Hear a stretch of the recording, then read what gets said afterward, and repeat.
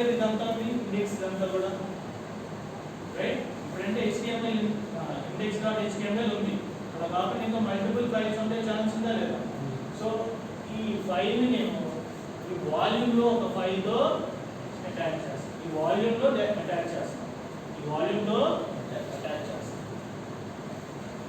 So ఏమవుతుంది attach చేసినప్పుడు ఈ HDocs కింద ఉన్న ఫైల్స్ అన్ని కూడా వాల్యూమ్లో కూడా ఒక కాపీ వస్తుంది, వాల్యూమ్లో కూడా ఒక కాపీ వస్తుంది. ఓకే, ఆర్ కాపీ కాకపోయినా ఇక్కడ ఉన్న కాపీని ఇక్కడ రిఫ్లెక్ట్ చేస్తుంది, ఇక్కడ ఉన్న కాపీని రిఫ్లెక్ట్ చేస్తుంది. సో దీంట్లో ఈ వాల్యూమ్కి మనం క్రియేట్ చేసినప్పుడు డాష్ అండర్స్కోర్ డేటా అనే ఒక ఫోల్డర్ ఉంటుంది, ఈ ఫోల్డర్ లోపల ఫైల్స్. సో ఇట్లా నేను ఈ వాల్యూమ్ని అటాచ్ చేస్తాను.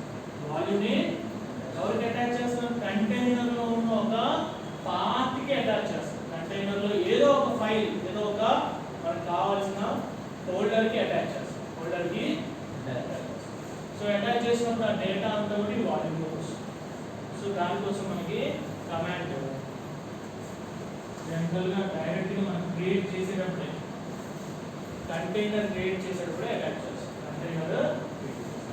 సో మనం జనరల్గా మనం రాసే కమాండ్స్ ఏంటి? Names, okay, -d attach, next port numbers ఇస్తాం, అవుట్బౌండ్ ఇన్బౌండ్ పోర్ట్స్, తర్వాత ఫ్లాగ్ మౌంట్ అని పెట్టి మౌంట్. ఇక్కడ ఇంకొక ఫ్లాగ్ వస్తుంది టైప్ అని, ఏంటిది? టైప్. ఇది డైరెక్ట్గా మీకు డాకర్ వాల్యూమ్స్ అయితే మనం టైప్ మెన్షన్ చేయాల్సిన అవసరం, డాకర్ వాల్యూమ్స్ అయితే. ఓకే, ఇక్కడ డాకర్ వాల్యూమ్స్ గుర్తుపెట్టుకొని ఇక్కడ టైప్ అనేది కూడా ఇవ్వాలి. ఇప్పుడు బైండ్ అయ్యాం, బైండ్ ఉంటుంది, డాకర్ మేనేజ్ అయితే అవసరం. సో ఇక్కడ source flag equal to space ఉంటుంది. సోర్స్ ఏంటి మనకి? పాత్. ఇందులో ఇండెక్స్ అనే ఫైల్ ఉంది, సో ఆ పాత్ మాత్రం.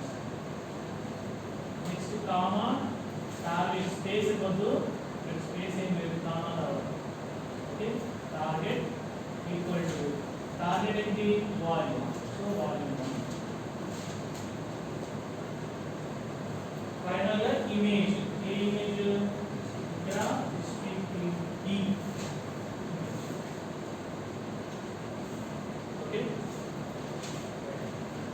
సో ఈ కమాండ్ ఇచ్చినప్పుడు మనకి డేటా, ఈ డేటా అంతా కూడా అండర్స్కోర్ డేటా అనే ఫోల్డర్లో ఉంటుంది. సో ఇప్పుడు మనం దాన్ని మూవ్ చేస్తాం. నాకైతే అండర్స్కోర్ డేటాలో కాకుండా ఇంటి ఫోల్డర్లో పెట్టాను.